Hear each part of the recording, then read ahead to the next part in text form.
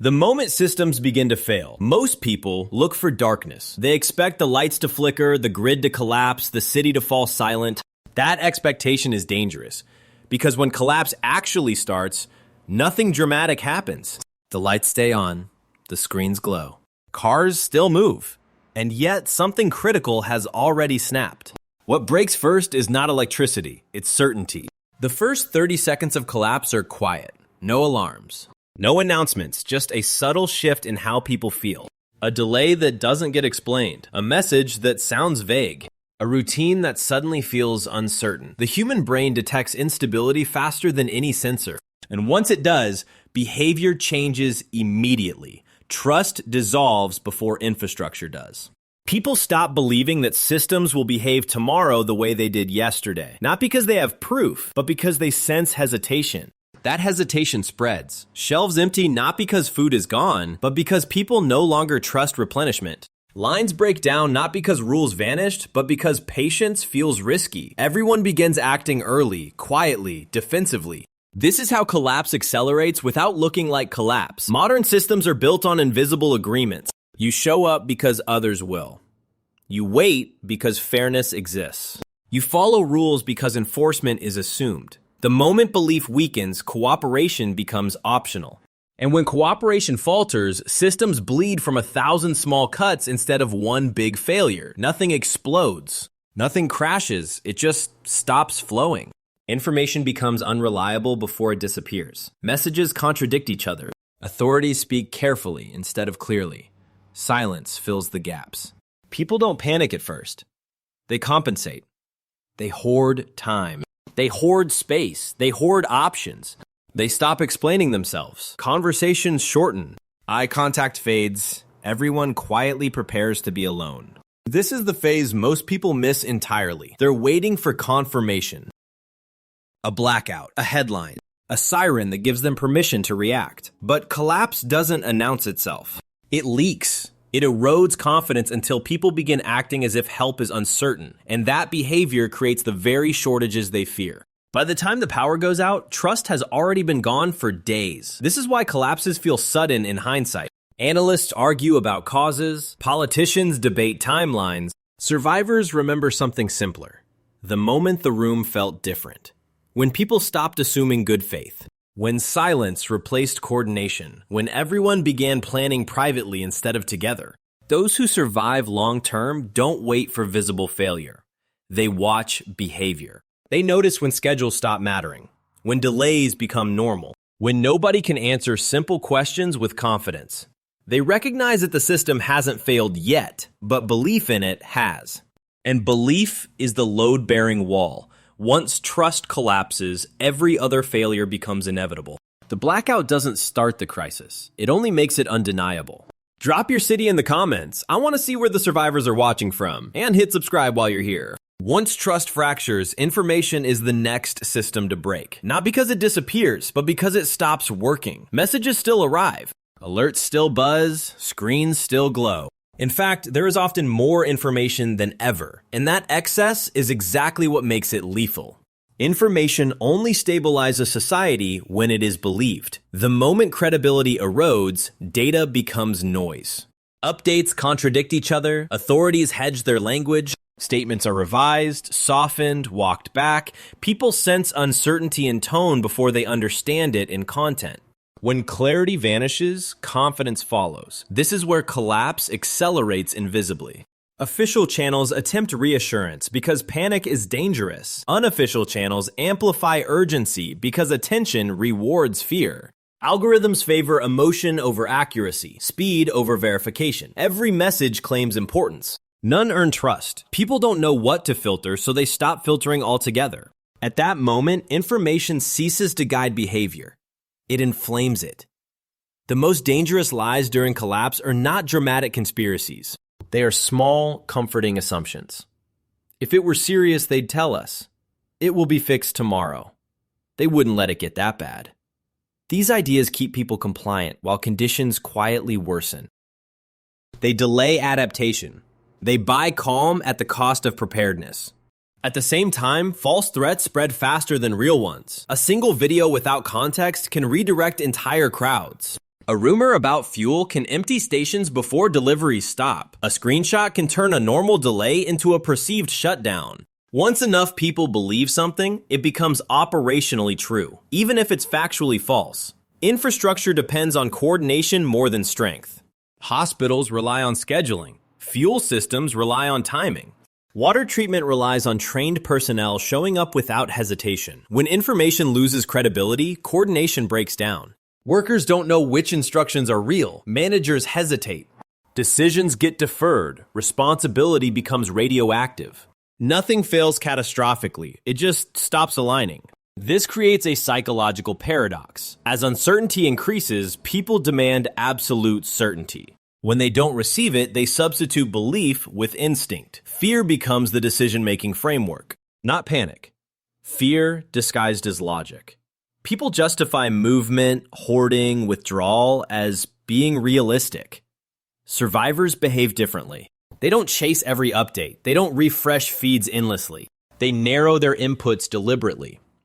They observe patterns instead of headlines. Are workers still showing up? Are maintenance crews active?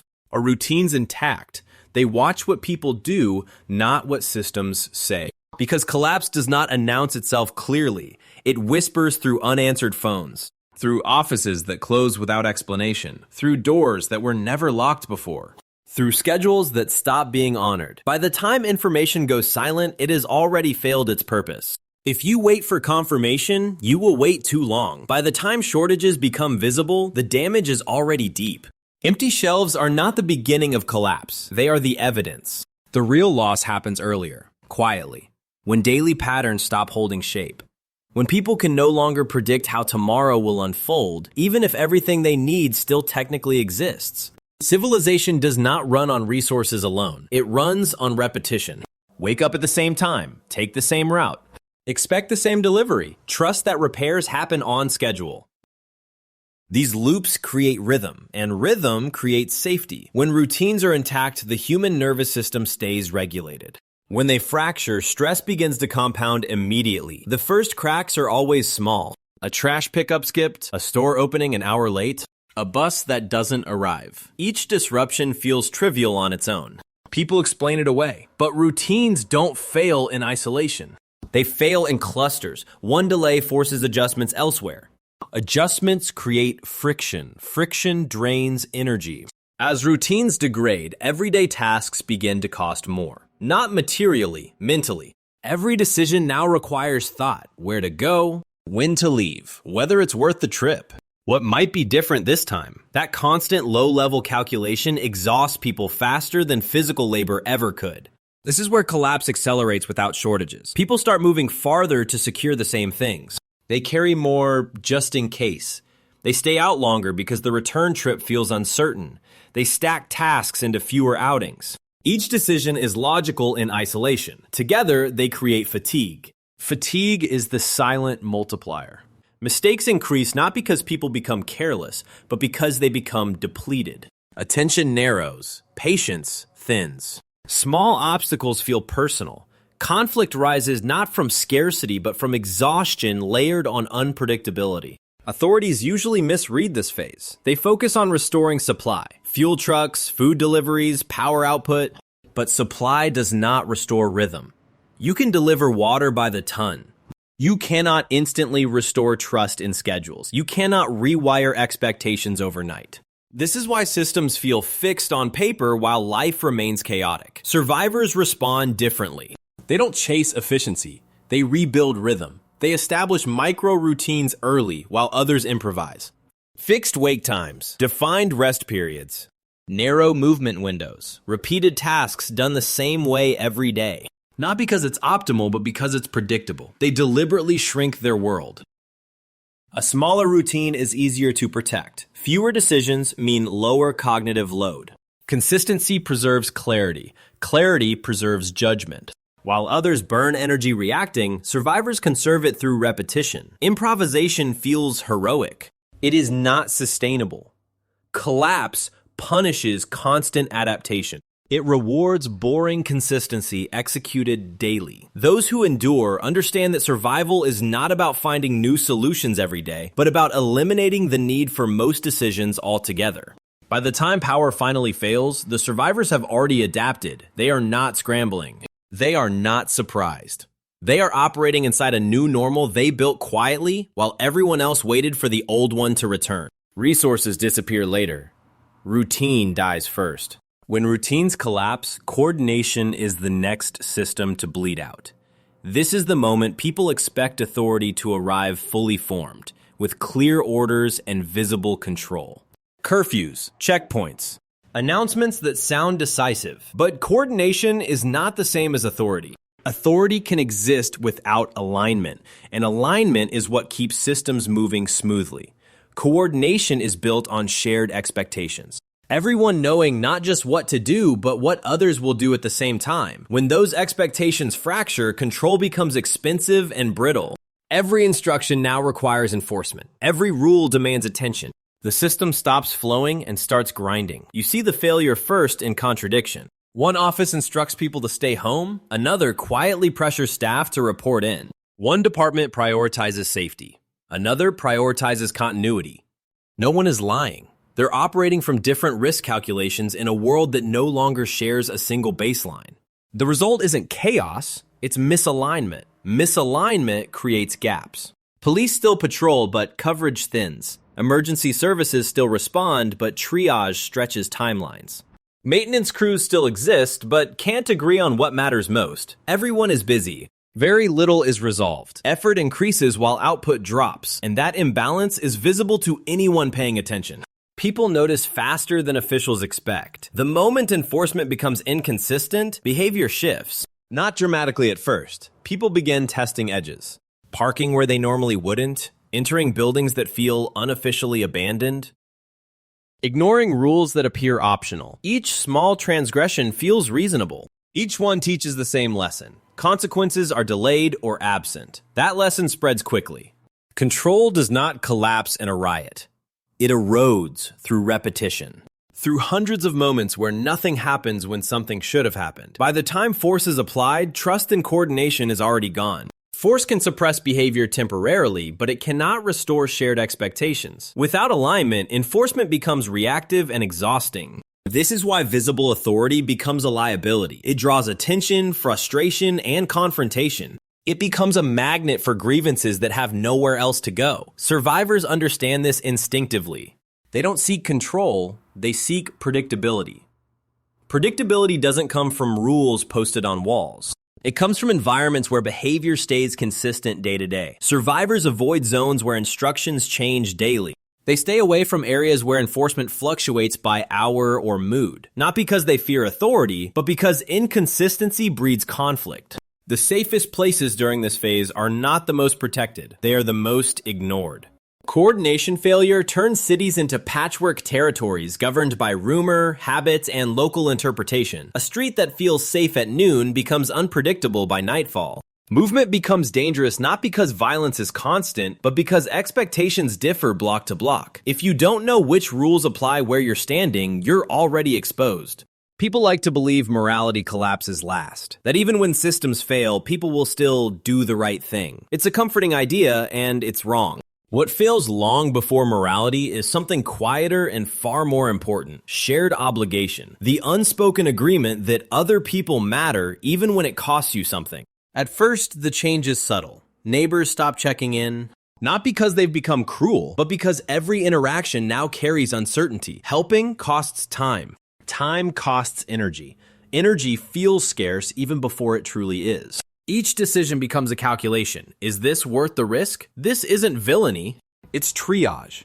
Communities don't fracture because people suddenly turn evil. They fracture because generosity stops feeling safe. When you can't trust that kindness won't be exploited, you stop offering it publicly. Morality doesn't disappear. It retreats inward. It becomes private instead of shared. This is the moment when violence becomes possible. Not inevitable, but permissible. The invisible barriers that once prevented it, shame, reputation, witnesses, consequences, begin to fade. Not all at once, but unevenly. In some places they hold. In others, they vanish overnight. What replaces them isn't chaos, it's selectivity. People begin choosing who deserves help and who doesn't, not based on fairness, but on proximity, familiarity, and perceived risk. Strangers become liabilities. Crowds become threats.